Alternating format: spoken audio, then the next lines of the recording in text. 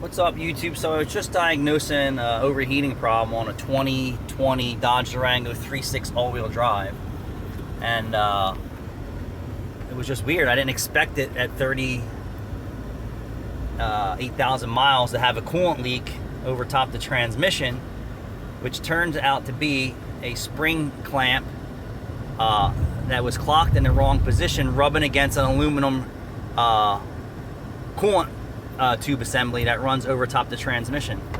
So I wasn't sure if it goes to the rear heater or the transmission cooler, but I did a video that shows how the clamp is facing like 11, 12 o'clock with the spring clamps that you grab the end with to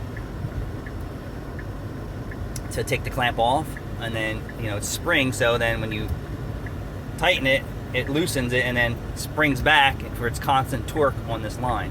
But what they did is, this is the top of the clamp. It was laying on an aluminum tube, and it took 38,000 miles for it to rub a hole into it, and now we have a leak.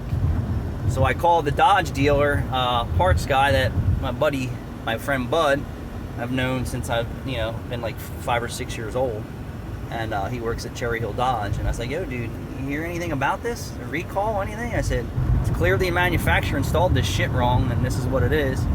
He's like, I have some mileage. He said, it's just 38,488. He's like, it's out of the factory warranty. Well, that shouldn't matter because it's a manufacturer defect. Your installation team fucked up. And there's no easy fix for this. So I'm curious to see how this turns out. But if anybody else has come across this, let me know, inbox me, let me know what your experience is. It's gotta be fucking millions of these out there like this. Thanks for watching.